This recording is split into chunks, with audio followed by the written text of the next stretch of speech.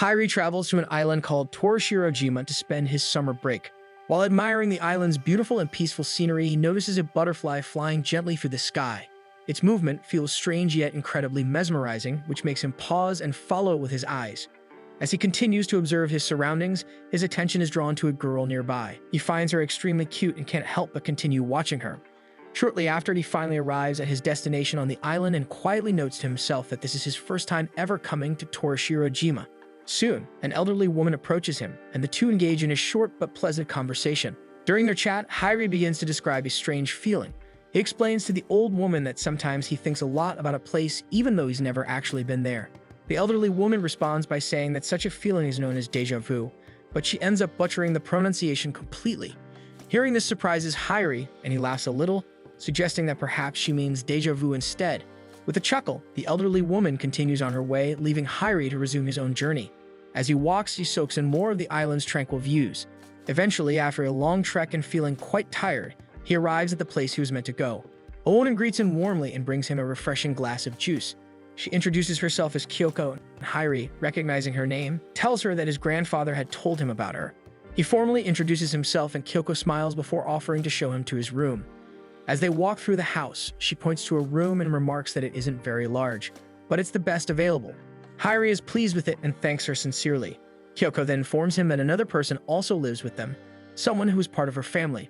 This surprises Hairi a little, and Kyoko clarifies that this family member is often out and about, but she promises to introduce them to him later. Hairi begins to narrate how Kyoko is, in a way, his aunt, and since she lives on her own, she often gets bored. She needed a family member who had some free time to come and keep her company. Hairi reflects that there is probably no one freer than him at the moment, and since he had the opportunity to visit, he decided to come. He also admits that up until last year, he didn't even have a single moment to spare. Suddenly, Hairi appears to be drowning in the ocean, but moments later he wakes up in a slight panic, and it turns out that he was simply dreaming. In the background, Kyoko is watching television, and Hairi walks over to her. She looks at him and teases that he's slept long enough already. He apologizes for dozing off so much. At that moment, his stomach makes a loud rumbling sound. He's clearly very hungry. Unfortunately, Kyoko hasn't prepared anything to eat yet. Hairi reassures her that she doesn't need to worry so much, but Kyoko gives him the name and location of a restaurant she recommends, saying the food there is excellent. Taking her advice, Hairi heads to the restaurant and places an order. However, when the dish is served, it turns out to be something entirely different from what he had asked for. He tells the owner that he didn't order that particular item, but the shopkeeper explains that it's the only thing available at the moment. With no other choice, Hairi eats what is served to him. After his meal, Hairi starts to head back home. On his way, he notices a lighthouse and is drawn toward it. Meanwhile, a mysterious girl is standing at the top of the lighthouse, although her face is not shown. Hairi realizes that he has lost his way and soon hears a loud sound nearby, the sound of flowing water. As he follows the noise, he finds a swimming pool and decides to take a look. Inside the pool, a girl is holding her breath underwater. As she rises and looks at him, he realizes that she is the same girl he had noticed from the ship when he first arrived. The two lock eyes for a moment, and Hairi finds himself unable to look away. Then the girl speaks, asking him who he is. Hairi introduces himself and asks the girl for her name. The girl thinks for a while and then finally tells him that her name is Shiroha. Hairi then asks her what she is doing there, and Shiroha replies that she is practicing. She then asks Hairi what he is doing out at this time of night and says that she thinks he is lost.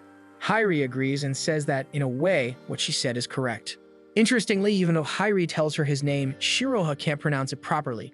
She keeps saying Hairi with a slightly different tone, and although Hairi tries to correct her multiple times, she still can't say it right. After that, Hairi says that he should leave now. As he starts to go, Shiroha tells him the direction back to the house, and Hairi thanks her for the help. Then he gives her some advice, saying that she shouldn't be practicing at night because it can be dangerous since there's no one around for safety. This annoys Shiroha, and she shouts at him in frustration. Hairi, frightened by her reaction, immediately runs away from there. After he leaves, Shiroha starts blushing a lot. Before he left, Shiroha had said the phrase doshikoi to Hairi.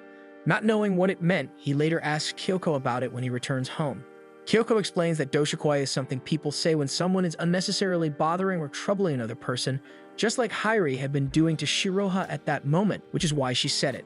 The next day, Hairi is sleeping. A girl comes to wake him up, saying that it is already morning and he's still in bed. She then introduces herself as Umi, and Hairi realizes this is the other girl Kyoko had mentioned to him earlier. He also introduces himself to Umi.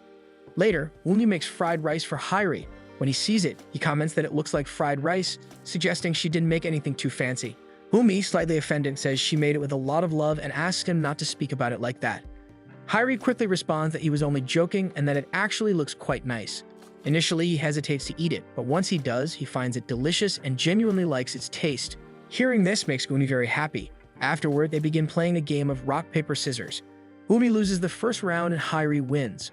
Umi insists on playing another round, but Hairi teases her by saying that he is the winner now and doesn't play with losers. This makes Umi quite angry, and they play another round, which Hairi also wins.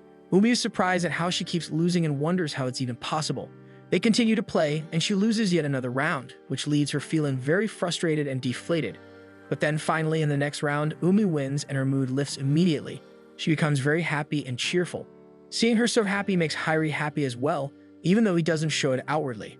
After that, Umi says goodbye to Hairi and goes off to pass the time on her own. But Kyoko tells him that he doesn't need to help her since he has come here to relax and should instead explore the island and enjoy himself a bit. She adds that a special person is going to help him a lot with that.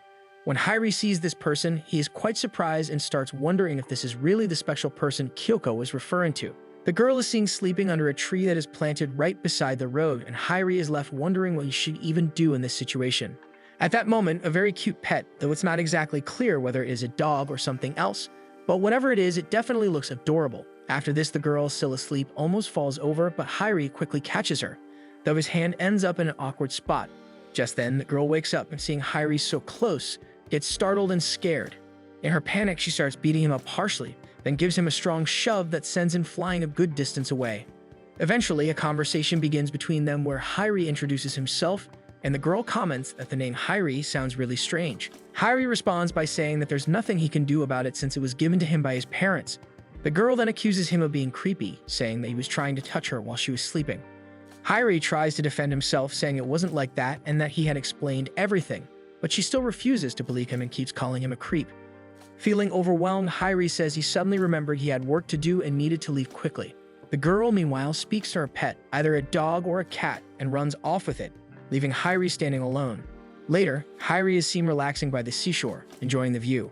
However, his peace is short-lived as strong waves crash over him, soaking him completely and ruining the moment.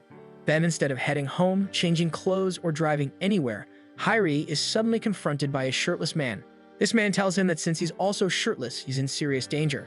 Hairi is confused by the warning, but before he can react, he's attacked with a water gun. Shocked, he asks what's going on, and the man explains that in a certain area, people not wearing shirts are being targeted and that he needs to run away quickly.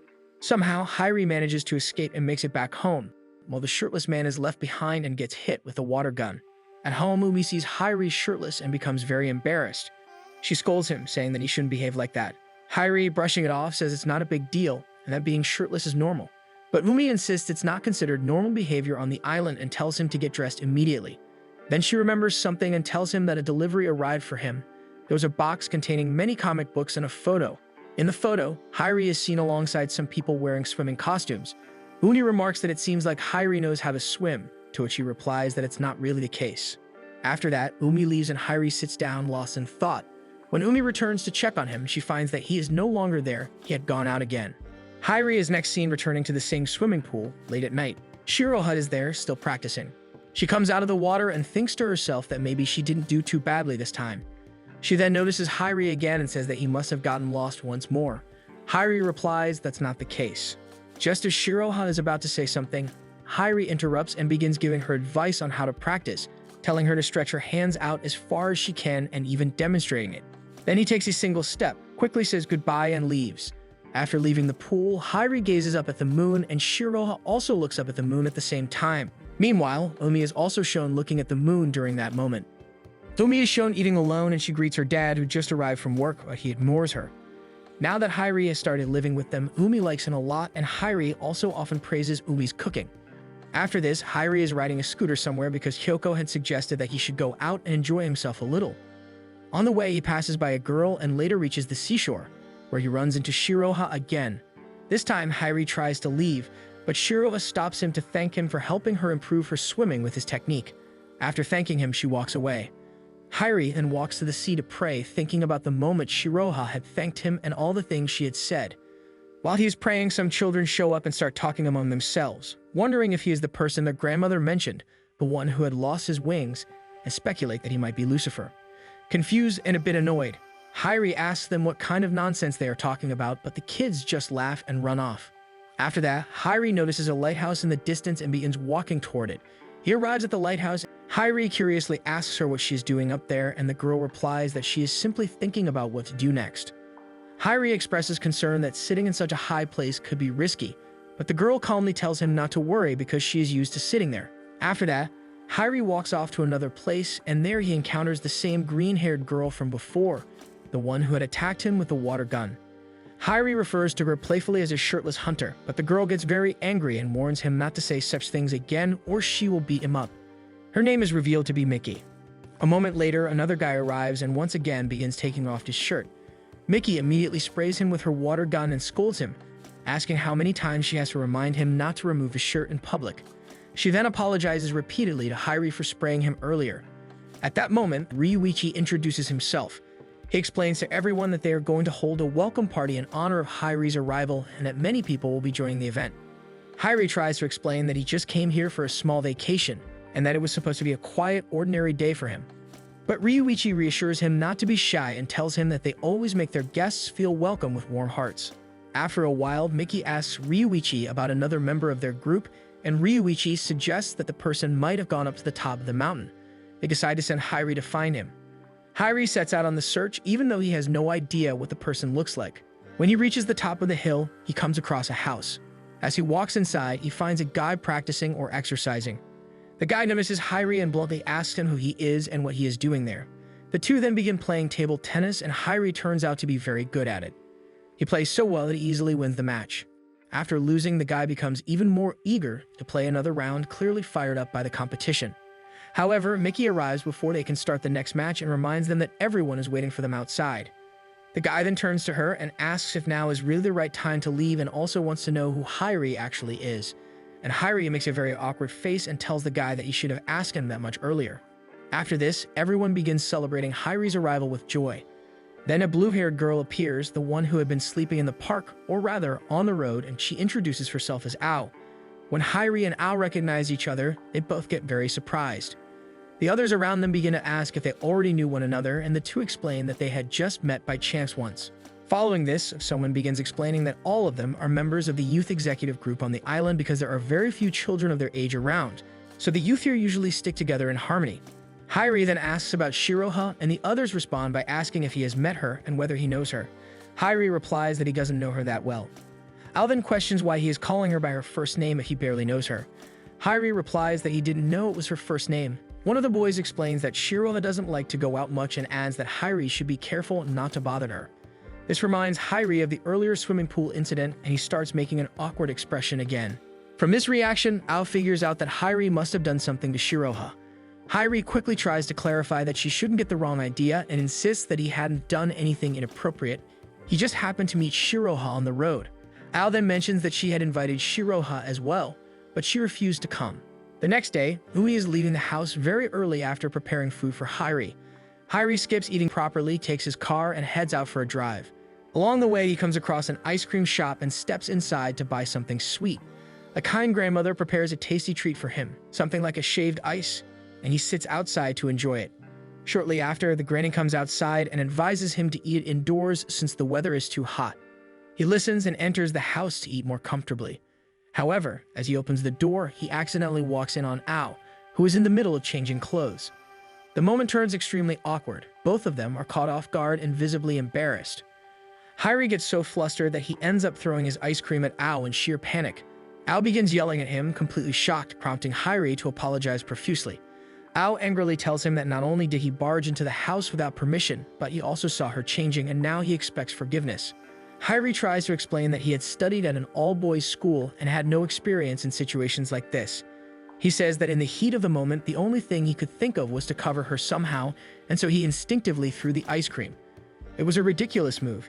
He could have simply stepped back out, but instead he made things worse. Despite his continuous apologies, Ao remains furious.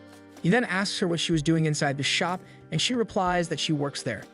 Despite her explanation, he still feels extremely awkward because his own underwear had become soaked with melted ice cream.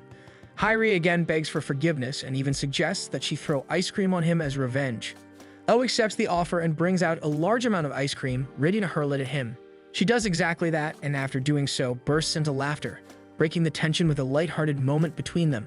But then Hyrie throws ice on Ao's face as well, and Ao, now furious again, retaliates by throwing 2 bowls of ice directly at Hyrie's face, hitting him in the eyes.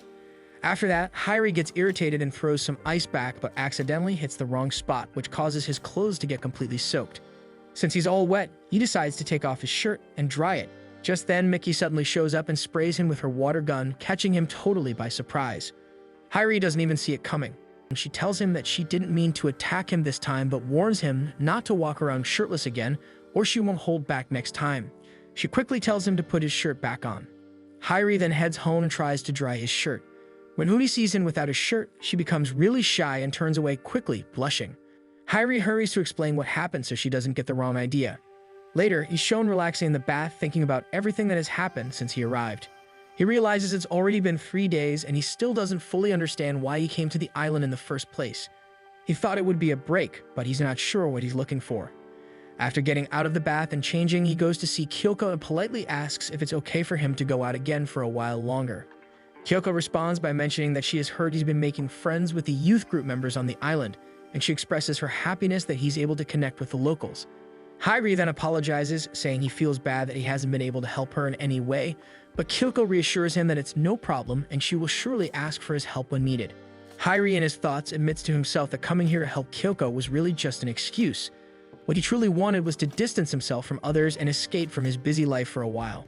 He later heads to the seashore, and once again, he finds Shiroha there. Shiroha sees him and curiously asks what he's doing there. Hyrie replies that he's just wandering around. As they speak, he refers to her by name, which surprises Shiroha. She asks how he knows her name, and Hyrie reminds her that she was the one who told him when they first met. Then, as usual, Shiroha mispronounces his name again, and Hyrie once more corrects her and wonders why she keeps getting it wrong. He then brings up a moment from the past, telling her that when he was arriving on the boat near the island, he saw her staring intently at something. He asks what she was looking at, and Shiroha explains that she was watching birds flying in the sky. She then turns the question on him and asks why he came to the island. Hyrie responds honestly, saying he doesn't really know. He then starts thinking about his past life, how hectic and packed it used to be, and how he barely realized how quickly time had passed. He says he just wanted to step away from that busy routine and take a break, and that's why he came here. Wanting to keep the conversation going, he asks Shiroha what her favorite summer break memory is. She tells him about her childhood summer, and Hyrie agrees, saying that childhood summers spent with family and friends were the best. He reflects that during that time, they not only made memories, but also got chances to do various enjoyable activities. He shares how, since arriving on the island, he's been flooded with memories from his own childhood, though he doesn't quite understand why it's happening. Still, he admits that he enjoys the feeling. Shiroha offers a thought of her own, suggesting that maybe he has become so fond of the island that it is bringing these memories back. She then asks what he meant earlier when he talked about his wing breaking, saying that her grandmother had mentioned something about it. Hyrie realizes that he had not shared that with any grandmother on the boat, and he quickly explains that it's just a phrase people use and not to read too much into it. In the past, Kamome is speaking to one of her friends named Takada about a hidden treasure.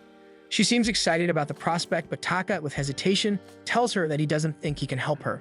He assures her that she'll eventually find someone better suited to assist her in the search. Just then, a girl named Tsubame appears, enthusiastically pretending to be a ninja.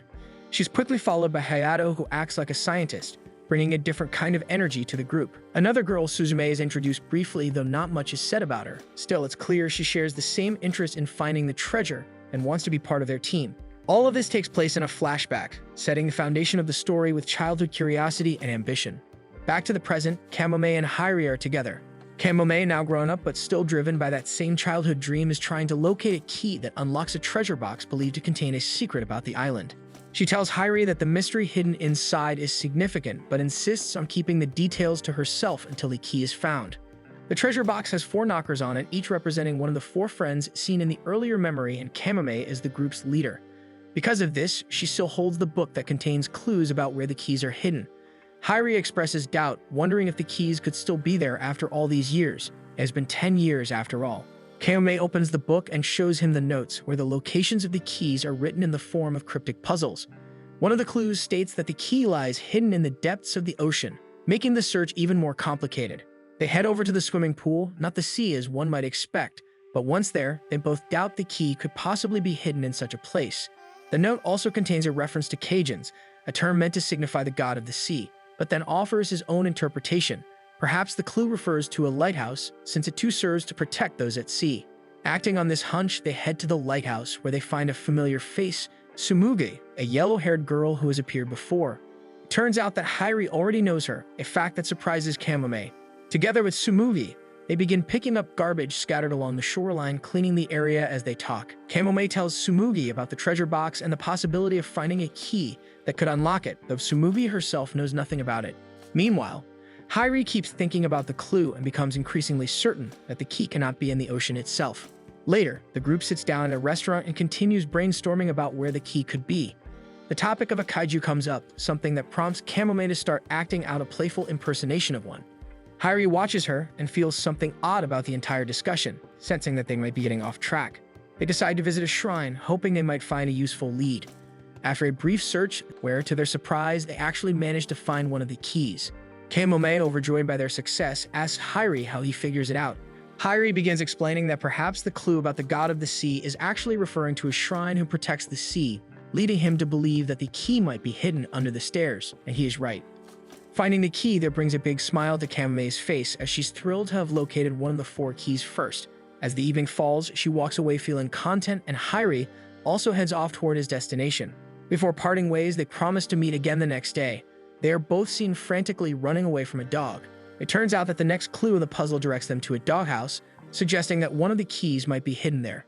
The puzzle also hints that the dog in question could be over 10 years old, adding yet another quirky layer to their adventurous quest. After that, both of them head toward a house that looks like it might be worth checking, and Hairi suggests they take a closer look. As they approach the doghouse outside the property, he puts his hand inside cautiously, and to their surprise, she pulls out one of the missing keys. With one more piece of the puzzle in their hands, they begin planning to search next in a desert-like area mentioned in the clues. This desert is rumored to house a creature named basilisks, described as some kind of monster, though Hairi half jokes that it might just be a bunch of chickens instead. To follow his hunch, Hairi pays a visit to Kyoko and asks if anyone on the island keeps a large number of chickens. Kyoko answers that Shiro's parents in fact raise many chickens, which immediately catches Hairi's attention. He shares this information with Kamome, explaining that Shiroha is the same girl they have met at the ice cream shop, and that she is actually the first person he speaks when he arrives on the island. He admits he's known her since then. They head to Shirova's house, but before they can get too far, a tall and intimidating man emerges from the home. His sudden appearance startles Hairi, who clearly isn't expecting anyone like that. The man, suspicious of the unfamiliar faces, demands to know how they know Shirova's first name. Hairi hesitates, but Kamome quickly responds that they are friends of Shirova. Despite the explanation, the man doesn't seem convinced. Realizing that something is off, he closes the door on them without another word. Just then, a schoolgirl passes by dressed in her uniform, and Kamome gets an idea. She comments that if she goes there dressed in a school uniform, maybe they would trust her a bit more. She turns to Hairi and asks if there's any way they can get one. Hairi, unsure but willing to try, decides to approach Ao for help. He asks her directly if she can lend her school uniform, a request that immediately surprises her. Ao refuses at first, but Hairi pleads and insists that it's not for him, it's for a friend. Moved by his persistence, Ao finally agrees. Meanwhile, Kamome arrives at Shirova's house, now wearing the uniform. It's clear that Ao eventually agrees to lend it. Hairi, seeing her, jokingly comments that the uniform looks a bit tight on her. They approach the house again and start calling out. This time, Shiroha's grandfather answers the door. Instead of turning them away, he calls Shiroha to come out and meet them. When she arrives, she looks confused and asks who they are. Kamome introduces herself and explains their purpose. Eventually, Shiroha agrees to bring them to the chicken coop, which is located just behind the house. Once there, the group starts searching around, trying to follow the next clue. In the middle of the search, Hairi stumbles upon a strange book. He opens it for a moment, but quickly blushes and sets it down, clearly embarrassed by whatever he sees inside. Shirova notices and makes a face, wondering if that's what they come there to find. Hairi, now red in the face, denies it and resumes his search. After looking through the area more carefully, Hairi finally finds another key. Curious, Shiroha asks what it is, and Kamome explains that it's one of the keys to the treasure they've been searching for. Shiroha lights up with excitement, clearly drawn to the mystery, and Kamome asks if she'd like to join them on their quest, but Shiroha declines, unable to commit to the journey. Hairi gently explains to Kamome that Shiroha is a shy person and prefers to stay within her comfort zone. Still, the energy is cheerful. Hairi compliments Kamome, saying he now understands why she's the leader of the group. She always sees things through, no matter how difficult they seem. The compliment makes Kamome visibly happy. She begins to open up a bit more about herself, sharing that she used to be shy too, especially during time she spends alone at the summer camp. It isn't until she stumbles upon her father's old map, which is filled with notes about exploring the island, that her desire to uncover the island's secrets truly begins. Finding that map is the first step toward this entire adventure. On the map, Kamome discovers as a child, there is a cross marked at one particular spot with the word treasure written beside it, but the path leading to that location is extremely dangerous. She knows her parents would never allow her to go alone, so she decides that she needs a boy to accompany her. Eventually, more people join her group, and as she lists all their names, Hairi finds himself surprised because their names sound familiar to him. After their ongoing search, Hairi finally manages to find the fourth and final key. Just as he does, a bird begins to bother him, causing him to fall from a tree. When he opens his eyes, he finds himself inside a house, and to his surprise, Kamome is wearing a maid outfit. She explains that he gets hurt because of her, so she decided to take care of him while he recovers. Hairi, still groggy and confused, asks why she's dressed like that, and Kamome tells him that she offers to help Kyoko around the house, and this is the outfit she is given. Just then, Kyoko enters and comments on how cute Kamome looks in the uniform. Hairi, slightly flustered, agrees with a faint yes, which makes Kyoko happy. With all the chores now being handled by Kamome, including the shopping, Hairi is left to rest. While he's taking a bath, Kamome unexpectedly comes in to clean out his back. Hairi, panicking, blurts out that he's not wearing a towel, which causes Kamome to become just as embarrassed, quickly feels too awkward, and apologetically leaves the room. Later, with all 4 keys in their possession, Kamome finally opens the long-awaited treasure box. Inside, they find a piece of paper, and Hairi asks if this is really all there is. Kamome, overwhelmed with emotion, thanks him, saying that without his help, she never would be able to open it. Hairi, curious, asks what the paper says, and Kamome reveals it contains the location of a ship. Hairi, unimpressed, wonders what's so important about that, but Kamome insists it matters. She begins to tell him about her past, about how she and the others travel great distances and face many obstacles to get to that ship. When they finally reach it, they find a pirate ship with a logo that matches the one she still wears in her hair today. Though Hairi seems skeptical, Kamome assures him she's telling the truth. What reason would she have to lie? She explains that they find the ship just as their summer camp ends, and they all have to return to their homes on the same day. Hairi suggests that if it really exists, the ship should still be there, and they should go check. Kamome lights up the idea, reminding him that all of them once promised to come back together after 10 years to rediscover the ship. With the map and the key in hand, she says with excitement that maybe, just maybe, the ship is still waiting for them. The duo is heading out again to search for the hidden treasure, and Kamome is happily singing a song even though she doesn't really understand its meaning. Still, she keeps humming it with excitement. While they are walking, Kamome comes up with a team name, Higineko Kamome. However, some of the other group members comment that the name Kamome doesn't sound quite right. Even so, Higineko is the one who makes the final decision and the name sticks. Suddenly, Kamome slips while walking and Hairi quickly tries to catch her. But just then, Hairi wakes up from his sleep. It has all been a dream. When he looks up, he sees Kamome standing in front of him, and he becomes very flustered and embarrassed. She takes a step back and tells him not to stare at her like that, as it might give people the wrong idea. After that, they get ready for their next camping trip to continue the search for the pirate ship. Kamome asks if his hand is feeling better, and Hairi tells her it is. They begin walking together and cover a lot of ground. During the journey, Kamome starts singing the same old song again, and Hairi mentions that it sounds familiar, like something he has heard a long time ago. As they walk, Hairi notices that Kamome is falling behind. He kindly offers to carry her suitcase to help her move more easily, but she refuses. She explains that she has never let anyone carry it before and doesn't want to now. She says that the reason she always walks slowly is because of the suitcase, but she still prefers to carry it herself. Hairi tells her not to worry, saying they can just take their time and enjoy thinking about old memories. This makes Kamome smile, and she tells him he is really kind. Later, they reach a point where the road splits in two. Using a compass and a map, they pick one path and continue. The sun is getting hotter, and the walk becomes more tiring. Hairi suggests taking a break, but when he turns around, he sees that Kamome isn't behind him anymore. He starts remembering their past, when they walked the same path as kids.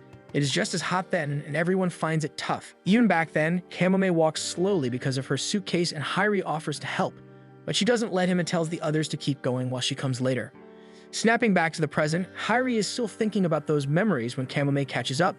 She asks what he is thinking about, and he asks where she has gone. She says she is just walking slowly because of the heat. Then they keep walking and finally reach the cave they are searching for. Then a memory resurfaces, showing a night from the past when they camped there, and Hairi has trouble sleeping, so he steps outside for some air. While outside, he notices Kamome is also awake. She walks a great deal that day and is now in pain because of it. Hairi approaches her gently and asks if her legs are all right. It is at that moment he learns that she has trouble walking and uses her suitcase for support. The realization stays with him, and now as he dreams about it again, those moments from the past help him understand Kamome even more deeply. Just then, Kamome walks up very close to Hairi and greets him with a cheerful good morning. Hairi is immediately startled by her sudden closeness and instinctively backs away in embarrassment, telling her that she shouldn't come so close to him and making an awkward remark that she shouldn't do anything strange. Kamome, rolling her eyes at his reaction, firmly tells him that he doesn't need to speak nonsense. She then shifts the conversation and tells him that there is a very good place nearby to take a bath, so she's heading there and asks him to stay put by the fire. Hairi remains seated by the fire, letting the warmth settle him, when suddenly he hears Kamome scream from the distance. Alarmed, he runs quickly in the direction of her voice and finds her not fully dressed, clearly caught off guard. Despite her state, Kamome points ahead and nervously indicates that there is something over there.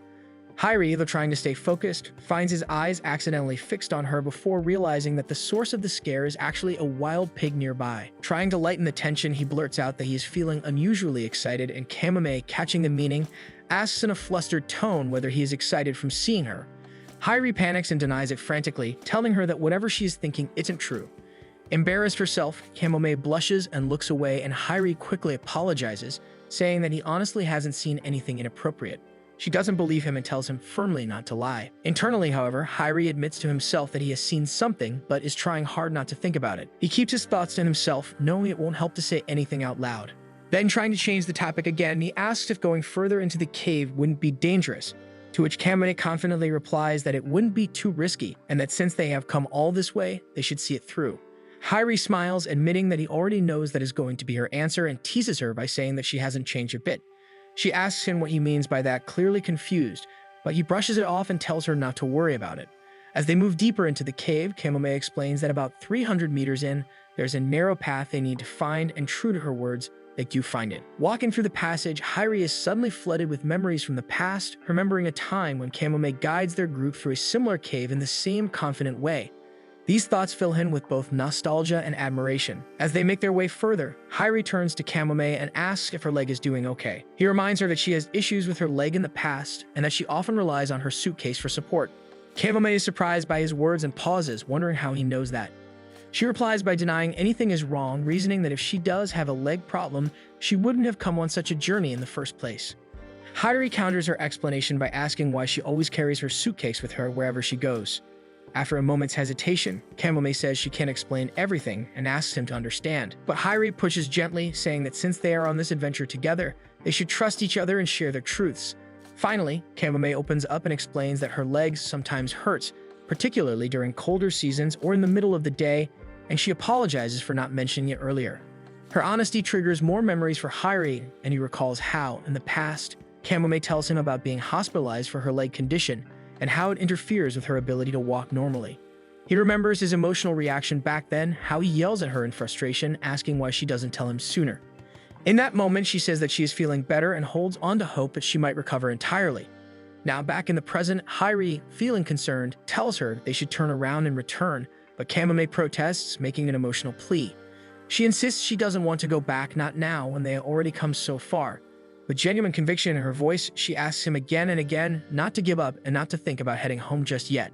Hairi responds with a calm certainty, saying that he knows she will say something like that, and since they have come this far, there is no point in turning back.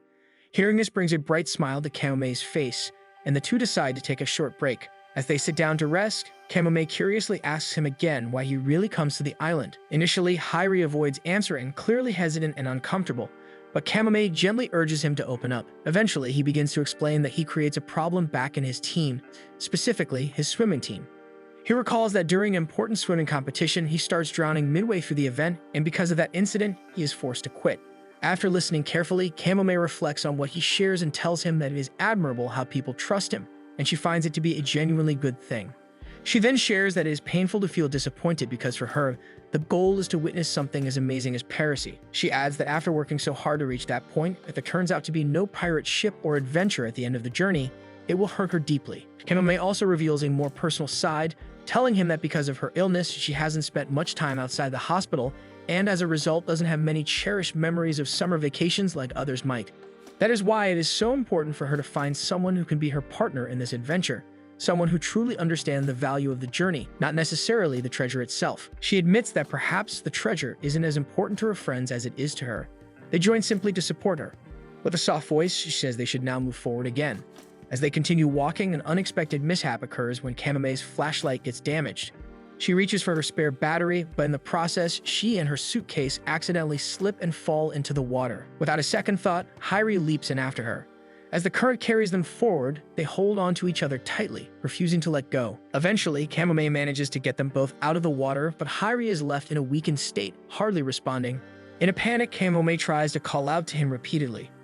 As she struggles to wake him, the story briefly shifts back to the past, where a younger Kamome excitedly tells her group that they are about to reach their destination. To lift everyone's spirits, she begins singing a song, and soon the others join her, filling the cave with cheerful voices. They eventually find a way out, and this memory fades into the present. Kamome, now giving CPR to Hairi, watches anxiously until finally his eyes open. With a faint smile, he tells her she doesn't need to worry so much since he is a trained swimmer. She teases him, saying she already knows he is the swimmer who leaves his team and ends up here.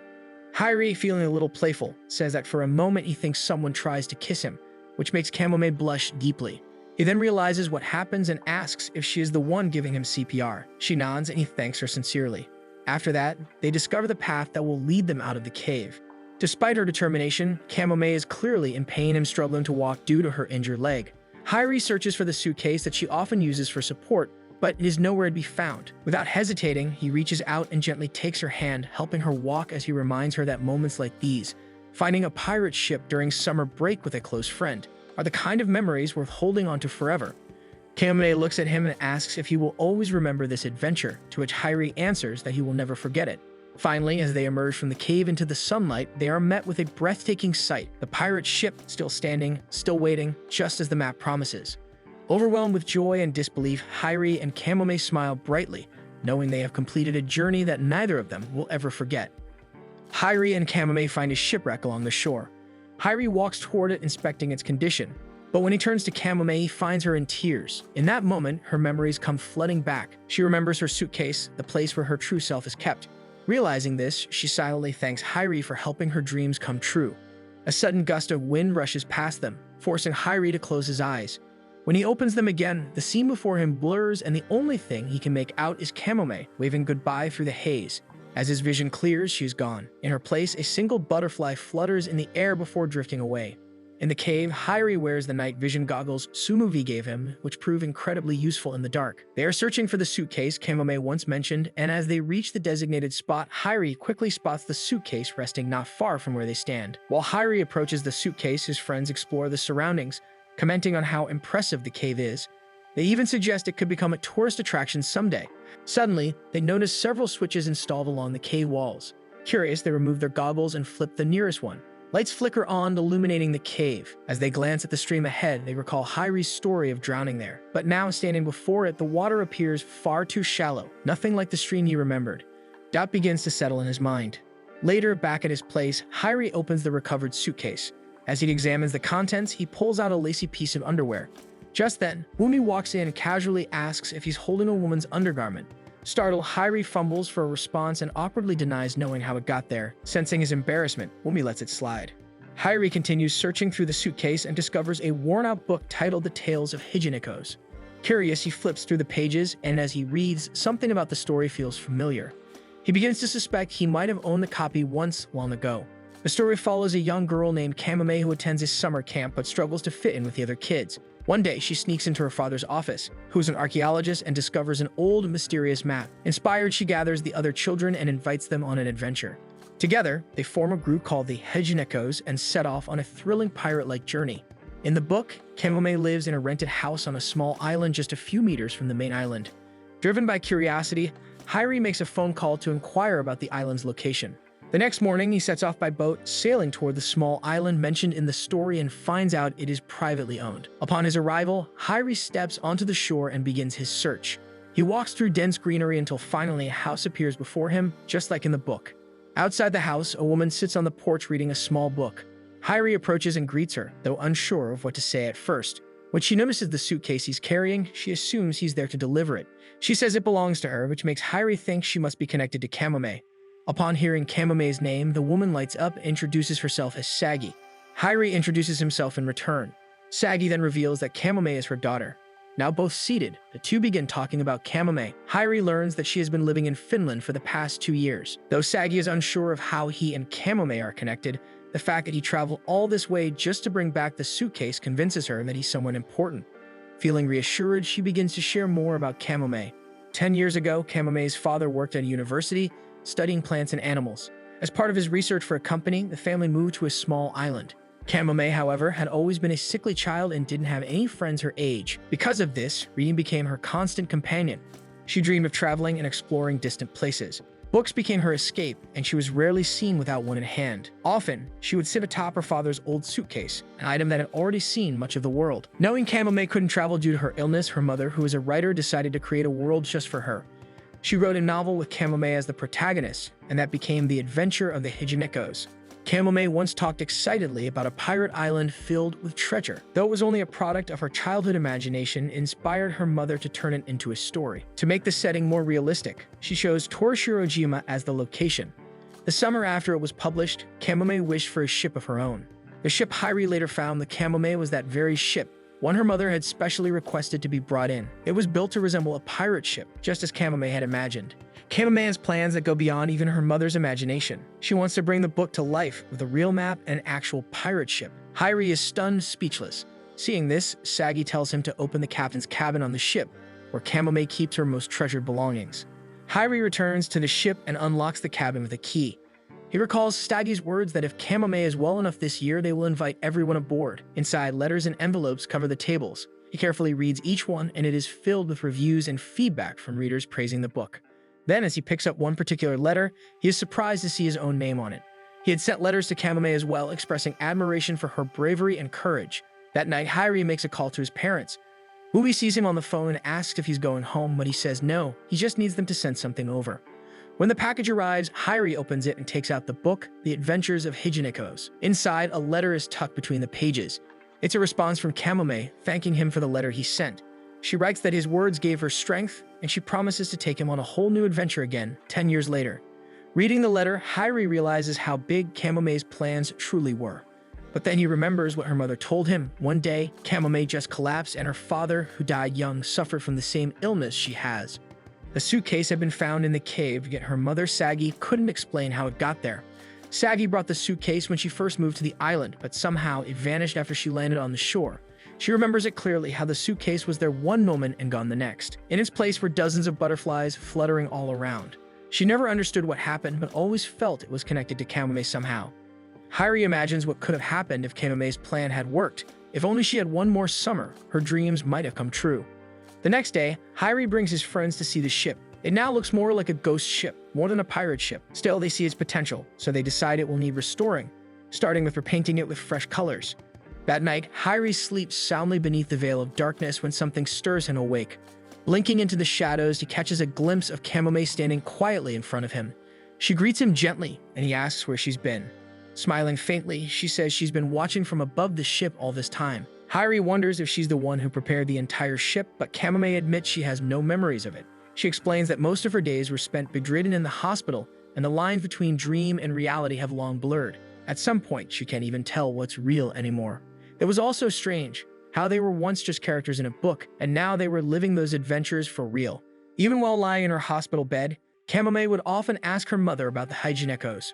She wondered if they still remembered her and hoped they could continue their voyage aboard the pirate ship they found 10 years ago. That summer felt like magic. She remembered stepping onto the island with her suitcase, feeling like she had finally become part of the dream, becoming the Kamome from the book. Arriving at the island aboard the ship had always been Kamome's dream, and Hyri made it come true.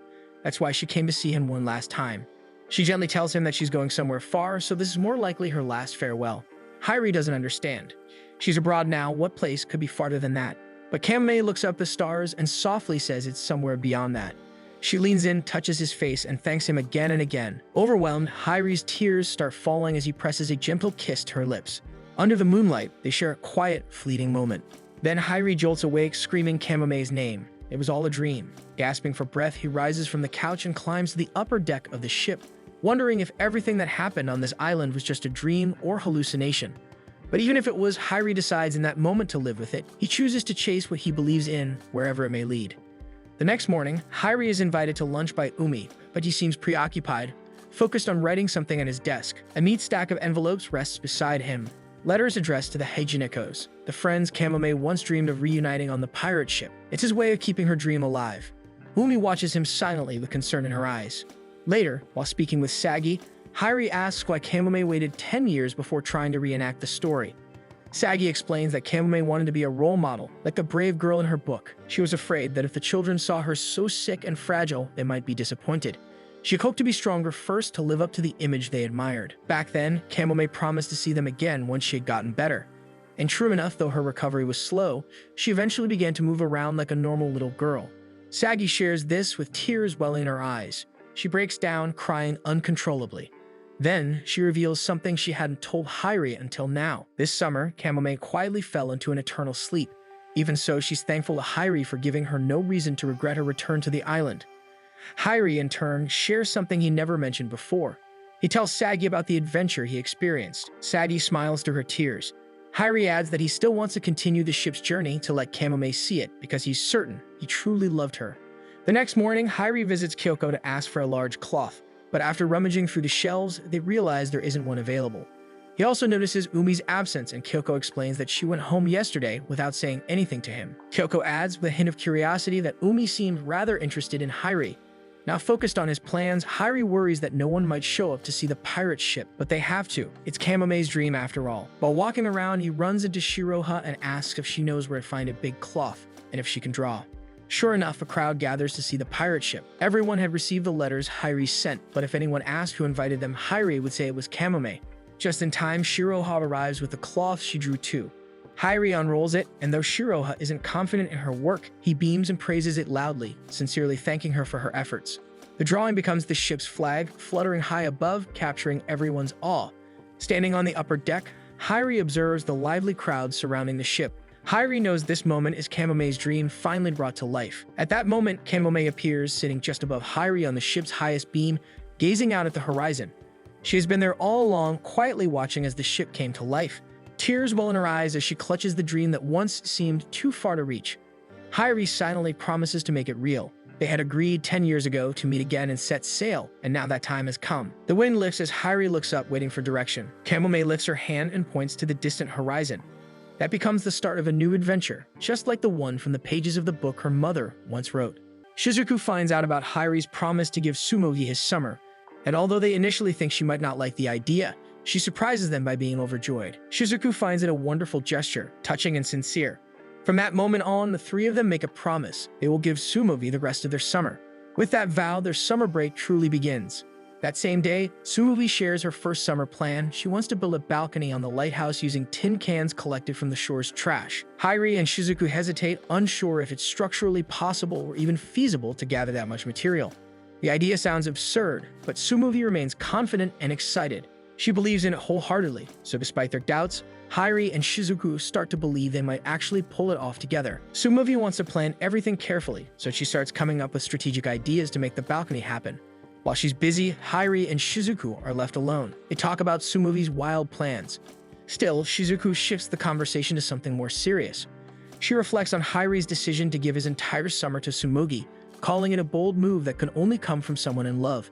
Though a bit surprised, Hairi doesn't fully deny it. Even if he's uncertain about what he truly feels, Shizuku is convinced Hairi is in love with Sumogi, and his silence seems to agree. Just as Hairi tries to process her words, a sudden clatter of cans interrupts them. He looks up to find Sumogi standing there, frozen. She has overheard everything, every single word, especially the part where Hairi is said to be in love with her. Caught off guard, Sumogi begins to panic. This is the first time anyone has confessed love to her, and she doesn't know how to react. Embarrassed, she covers her face with both hands, trying to hide how red she's turned. Then, without another word, she turns and runs into the lighthouse, leaving the other two stunned in silence. Behind the door, Sumogi stands with her hands pressed to her chest, letting out a loud sigh. She feels overwhelmed by everything she's just heard. Her eyes wander around the room, uncertainty flickering in them. Still, after a few deep breaths, she quietly reassures herself that everything will be all right. The next morning, Hairi sits down for breakfast with Umi, who proudly serves her special fried rice with sea urchin. Despite the delicious meal, Hairi seems distant. He barely reacts, lost in thought. His mind lingers on the awkward moment with Sumogi, worrying she might reject him after overhearing his feelings. Contrary to what Hairi expects, Tsumugi acts exactly the same, as if nothing has happened between them. Relieved and unsure, he decides to play along, matching her usual energy. To continue with their plan of building a balcony, the group visits a local store to collect cans they can repurpose for the project. While there, Hairi notices something unexpected. Shizuku is surprisingly popular among the customers. It's the first time he learns that she's actually the well-known student council president at their school. The people in the store treat her with warm respect and admiration. Though Shizuku brushes it off, claiming she's only popular because of her curvy figure, the others dismiss her modesty, refusing to believe such a simple explanation. The other guys in the store step in protectively when someone behaves disrespectfully towards Shizuku, splashing him with water guns to drive him off before he can act maliciously. Their loyalty to her is clear and strong. Meanwhile, Ao, the vendor running the store, watches the scene with mild curiosity. She's less concerned about the commotion and more intrigued by Hairi, noting that she's never seen Tsumugi and Shizuku with anyone else before. Tsumugi herself is a rare sight on the island, so seeing her with a friend is both surprising and refreshing. Before they forget their purpose, the group refocuses and gathers the cans they came for. The same guys from earlier also pitch in, helping them collect even more materials. As a sweet bonus, Tsumugi ends the trip with a big cotton candy in hand, smiling as they head home, arms full of cans for their summer balcony project. Walking back to the lighthouse with their cans, Hairi feels a quiet joy. This time, he's spending his days with Tsumugi, not just drifting through summer, but finally doing something that matters, with purpose. Throughout the summer, they stay preoccupied with their planned activities, building the balcony from collected cans and searching for Tsumugi's song by asking people around the island. But no matter how hard they tried, no one seems to recognize it. As time passes, the balcony slowly begins to take shape. With the unexpected help of the boys who admire Shizuku, their progress comes faster than expected. But the summer isn't only about work. They spend days trying out food, playing games, and laughing under the sun. That summer becomes truly theirs, slipping by like a dream. Among those they approach for help is someone Tsumugi fondly calls Watermelon Bar, a woman often seen fishing by the ocean. Tsumugi offers her a watermelon popsicle bar and the name sticks. The woman is Shiroha, an old friend of Tsumugi. As they talk, they recall the moment they met, Tsumugi asking about fishing, then casually offering a watermelon bar after hearing it's Shiroha's favorite. That simple gesture sparked their friendship. Since then, every time Tsumugi visits, she brings a watermelon bar with her. While the two laugh and chat as if no time has passed, Hairi and Shizuku watch from a distance, amazed they're actually talking like old friends. The real reason they visit Shiroha is to ask if she has noticed any cans along the shore that they could collect for the balcony. Unfortunately, she doesn't have any. While Shiroha is warm and kind to Tsumugi, she acts cold and distant toward Hairi, often brushing off his attempts to talk. The next day, even Ao's regular store is running low on cans, but they're not there to collect any this time.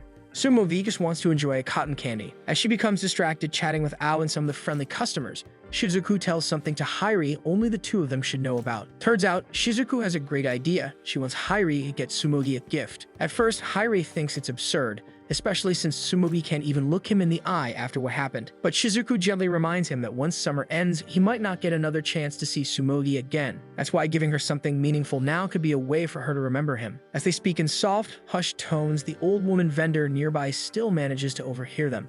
With a kind smile, she volunteers that they have plenty of items perfect for gifts. Encouraged by this, Hairi stops hesitating and starts browsing around the shop. Then his eyes catch a glimpse of a set of yellow ribbons displayed in one of the cabinets. Instantly, he knows this is the perfect gift for Tsumugi. When it's time to go home, Tsumugi becomes curious about why Hairi and Shizuku suddenly disappeared earlier. Although it seems a bit suspicious, Shizuku quickly shifts the topic to Tsumugi's next plans. Tsumugi then suggests they go hang out at Hairi's place. Hairi finds the idea a little random, but in truth, Ao had secretly advised Tsumugi to take a look inside Hairi's room to get to know him better. Despite Hairi warning them that Kyoko can be a little strict about guests, they are surprised to find both Kyoko and Umi welcoming and cheerful. Kyoko even asked about their sleepover the other day. Hairi casually mentions that he slept with both Shizuku and Tsumugi, not meaning anything inappropriate. But Kyoko instantly panics, misunderstanding the situation completely. Sure enough, the first place they check out is Hairi's room. Well, it's not really his. It's just where he's staying for the summer. As they look around, Shizuku stumbles upon a pervy magazine, which Hairi hurriedly denies is his. Embarrassed, he's asked to step outside for a bit. After some time, he opens the door, only to be greeted by a surprising sight. Tsumugi standing there with a noticeably bigger chest. She's clearly stuffed it with something, likely as a joke. Caught off guard, she loses her balance, but Hairi quickly rushes in to catch her. Unfortunately, his hand lands somewhere it shouldn't, making the moment far more awkward. As if things couldn't get worse, Shizuku gets to witness the scene, and moments later, Kyoko enters and catches them both in the act. The room freezes in tension, with Hairi left fumbling to explain the entire situation. Later that day, Kyoko rummages through some old boxes and finds a dusty book of nursery rhymes, hoping it might contain the mysterious song Sumogi keeps humming. Excited, they flip through the pages, but to their dismay, the entire book is written in German. None of them can understand it. Shizuku takes a closer look and hums one of the melodies written in the book, and to their surprise, it matches Sumogi's song. At long last, they found it. However, there's still one problem. The lyrics are in German, so they have no idea what the song is actually saying. Wanting to make the experience more personal, Shizuku suggests that Sumogi simply create her own lyrics based on the things she loves. Sumogi pauses, thinking about what she truly likes, and as her eyes land on Hairi, her cheeks turn bright red in embarrassment. Before they leave Hairi's place that day, Shizuku leans in and casually warns Hairi that they actually used his pillows to stuff Sumogi's chest earlier. The thought alone makes Hairi visibly flustered. To shake it off, he shouts his own name out loud, trying to snap himself back into composure. Seeing this, Sumogi joins in with a loud, cheerful yell of her name too, followed by Shizuku. Now the three of them are standing in front of Hairi's house, shouting their names into the sky and laughing like little kids. Their voices echo throughout the quiet island. Far away, Shiro hears them while fishing in the ocean. When the shouting finally dies down, the three collapse with laughter, breathless from the chaos. Just then, a group of kids rush over. Excitedly, they announce that they've been gathering cans from the shore to help with her balcony project. Sumogi lights up with joy and happily accepts the cans with a wide, grateful smile. That day, Shizuku has to go home early, so it's just Hairi and Sumogi who return to the lighthouse to place the collected cans. After they finish a few errands, Sumogi invites Hairi to climb up to the top of the lighthouse with her. From up there, the view is breathtaking. The ocean stretches endlessly before them, bathed in golden sunlight. But Sumogi doesn't bring him there just for the view. She has something she's been holding in for a long time, and now that she's emotionally ready, she opens up. With a quiet voice, she confesses her feelings. What started as admiration for a friend has grown into something much deeper. She realizes that she loves Hairi too. His gesture of giving her his entire summer touched her in a way she can't ignore. She admits she tries to act normal around him, but her feelings always get in the way. Even as she confesses, she insists it's not important. After all, she's leaving soon. No matter how much she loves him, she believes it won't matter in the end. Hairi notices the tears silently falling down Sumogi's cheeks. She's frustrated by how complicated everything is. But instead of letting the moment break them, Hairi gently reassures her. He tells her that saying goodbye doesn't make everything meaningless. Even if they're apart someday, their feelings will still be real. Sumogi is relieved to hear this. So at that moment, the two finally and properly confess their love to each other.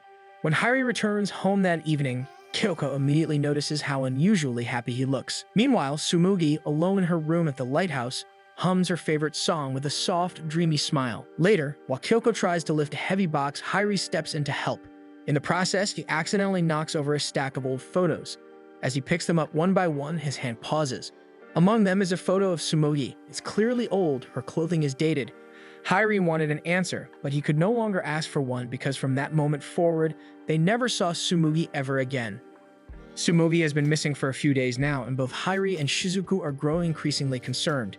Shizuku thinks she might just be feeling embarrassed now that she and Hairi are officially dating. But with a panicked tone, Hairi admits he had also confessed to Sumogi. He was planning to tell Shizuku about it when they were all together. But Sumogi's sudden disappearance left him no chance. Shizuku expresses happiness for them, but before the conversation drifts further, they refocus on their goal, finding Sumogi. The only place they've known Sumogi to live is the lighthouse. Beyond that, neither of them knows where she actually lives. Even Shizuku, who often met her there, has never been to her real home. This realization makes Hairi pause. His hand slips into his pocket, brushing against something small. But he quickly brushes the thought away, hides the object once again, and looks forward quietly. The two continue their search for Sumogi and eventually come across the store where Hairi requested a set of blue ribbons as a gift for her. By chance, the ribbons have just arrived and Hairi receives the ones he had waited for. But more than the gift, Hairi's real purpose is to ask about Sumogi. The old woman's response takes them by surprise. She says it's possible that Sumogi was spirited away. Confused, the two press her for an explanation. The vendor recounts a tale from decades ago. A young blonde girl once vanished without a trace, sparking a huge search across the island. Despite everyone's efforts, she was never found. She even remembers a young boy about Hairi's age who searched desperately for her. He was said to be the lighthouse keeper. However, beyond the story, there is nothing more the woman can offer. The only person who might have known more is Kato, who has already passed away. Walking away from the old woman's store, Hairi and Shizuku talk about how strange her story sounded. As they walk, Hairi pulls out an old photo from his pocket and shows it to Shizuku. To her surprise, the girl in the photo is clearly Tsumugi, wearing traditional clothing from decades past. After hearing the vendor's tale, Hairi can't help but wonder if the girl in the story was really Tsumugi. Everything seems to line up. The photo is aged and Tsumugi vanished without a trace, just like the girl from the past. Looking closely at the photo, Shizuku points out something else. The structure in the background is familiar. It's the old ancestral house on the cliffside, the same one they visited during Hairi's tour around the island. Intrigued and desperate for answers, the two decide to return to the house, thinking it might be Tsumugi's old home.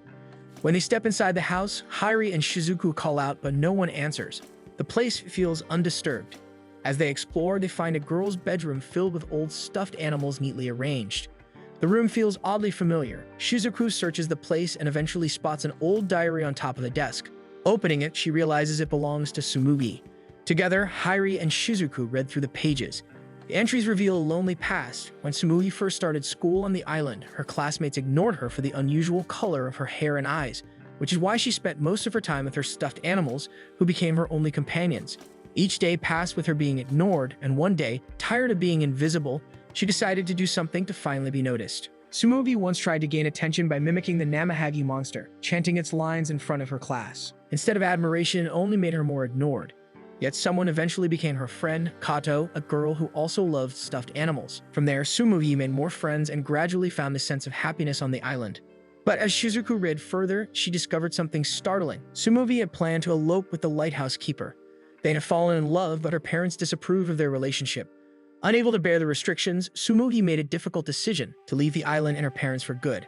The two were set to meet in the lighthouse the next day, and her last diary entry was a letter to her parents, apologizing and asking for their forgiveness.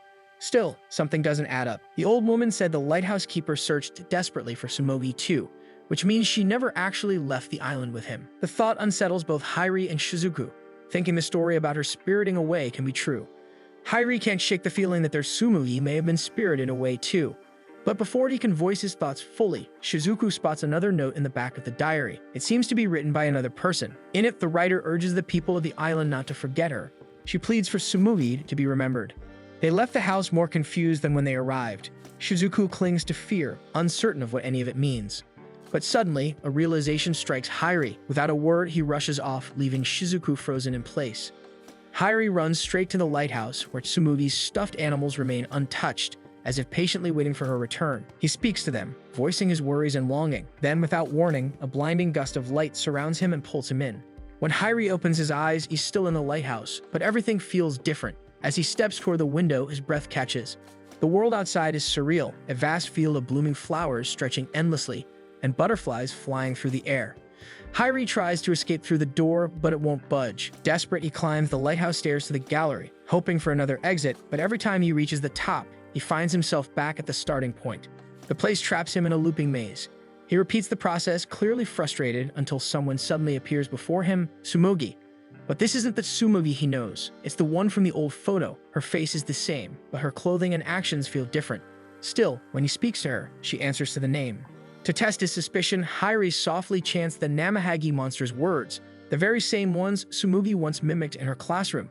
The girl's eyes widen in recognition. That moment confirms it. He too has been spirited away, just like her. Hairi learns from Tsumugi that the only way to return home is to shout it out loud. It's a strange trick, but according to her, it has worked for others who were trapped in this same situation. However, Tsumugi herself never got the chance to leave like them. Everyone who ends up here is held back by something, though they never truly understand what it is until much later. As they talk, Tsumugi becomes curious about the other Tsumugi, the one Hairi knows. Their conversation slowly drifts to her own past. She recounts the day she was supposed to elope with the lighthouse keeper. Torn between love and family, she couldn't make a decision. To go with the man she loved meant abandoning her parents and the island forever. Fear overtook her indecision, and before she could choose, the mysterious light took her away. Since then, she's been stuck in this place. Given that Tsumugi is still trapped in this place, she must still be hesitating deep inside. Meanwhile, Hairi is here for one reason: to find the one he loves. Tsumugi understands this more than anyone. She gently tells him that if he simply thinks about his Tsumugi with full certainty, then he will be able to return to where he belongs. At that moment, Hairi finally understands. He loves Tsumugi, truly, deeply, and without question. He closes his eyes and thinks of her. Then, with conviction, he begins to hum her song. Suddenly, he feels the coldness of a breeze. He looks up and sees movement above. The wind is flowing from the gallery. It means only one thing: an exit has opened and he's found a way back. He wanted to bring Sumogi with him, but unlike Hairi, she isn't certain. Hesitation still lingers in her heart. She fears that her uncertainty might ruin Hairi's only chance of returning, so she urges him to go alone. Hairi hesitates, but eventually agrees. With each step he takes, his thoughts are filled with Tsumugi. When he finally reaches the gallery, he sees the balcony made of cans, the one they built together. He steps onto it and slowly climbs down the ladder. And just like before, the world becomes brighter until he is swallowed once again by the light. Slowly, Hairi begins to wake up, his vision adjusting as he hears Shizuku's panicked voice calling out to him. When he fully regains consciousness, he finds himself lying on the lighthouse floor with both Shizuku and Tsumugi crying beside him, terrified that he wouldn't wake up. As it turns out, after Hairi rushed off, Shizuku had stayed at the lighthouse waiting. That was when Tsumugi suddenly appeared. But just as they were finally reunited, Hairi vanished. The fear of losing both of them overwhelmed Shizuku. Seeing her tears, Hairi can only offer a heartfelt apology, grateful to be back. However, when Hairi sees Tsumugi again, he can't contain his joy and immediately pulls her into a tight embrace. Tsumugi, who is stunned at first, eventually gives in and wraps her arms around him just as tightly. Shizuku, watching the heartfelt reunion between the two, can't help but cry tears of happiness. Hairi is surprised to learn that he had disappeared for an entire day. As he tries to recall where he had been, the memories begin to blur and fade, until eventually he remembers almost nothing. But one thing remains clear in his mind. He saw someone who looked just like Tsumugi, only dressed in traditional clothing. When Hairi gets home that night, he brings Tsumugi with him. Kyoko scolds him right away for making her worry so much, especially since Umi had worried herself to sleep too. He knows he'll have to apologize properly to her in the morning. Since it's already late, Kyoko suggests that Tsumugi stay the night at their home. Later, as Hairi prepares to sleep, a shadow appears by his door. It's Tsumugi, wanting to talk before they drift off. He lets her in as she quietly sits in front of him. Tsumugi then admits something she's been holding back. When she says she was leaving, it wasn't in the way he might have imagined. It wasn't just going abroad or moving away, it was something different entirely. But Hairi doesn't need her to explain further. He gently cuts her off and tells her that whatever it is, his feelings won't change. If anything, he wants more time with her. He promises that no matter what happens, he's sure of one thing. He wants to spend his summer days with Tsumugi. Touched by his words, Tsumugi can't hold back her tears. She quietly cries, admitting that she too wants to stay with Hairi forever. After a moment of silence, Hairi confesses something. He remembers meeting someone while he was gone. It was Tsumugi, but one from the old photo. Apart from that memory, everything else has faded. But that one encounter stayed with him. Tsumugi listens closely. She's happy to hear this, relieved even. This stirs a memory in Hairi. He recalls the first time he met Tsumugi at the lighthouse. Back then, she mentioned she was looking for something, herself. Now he wonders if what she truly meant was that she was searching for the Tsumugi who had been spirited away. Tsumugi quietly confirms it. Yes, that was her reason all along. That's why she must leave after summer. She needs to return to Tsumugi. Now that Hairi has found her, she can finally come home. But to Hairi, this feels painfully unfair. If Tsumugi leaves, then he will be the one left behind, forced to live with the loneliness she leaves in her place. Still, Tsumugi insists. Even though she will miss Hairi just as much, what he's asking of her is selfish. It would only confuse her, and if that happens, she'll no longer know who to choose. At that moment, Hairi remembers the gift he had prepared for her. Quietly, he takes out the blue ribbon and offers it to Tsumugi as a symbol of his feelings. Tsumugi's eyes widen with joy. She loves it. Without hesitation, she ties it into her hair. Seeing how beautiful she looks with the ribbon, Hairi can't help but stare. Then, slowly, he leans forward and kisses her gently. That night becomes a treasured memory for both of them. But as they hold each other and they know it's already 1 week before August 31st, their love story is just beginning, but their summer is almost over.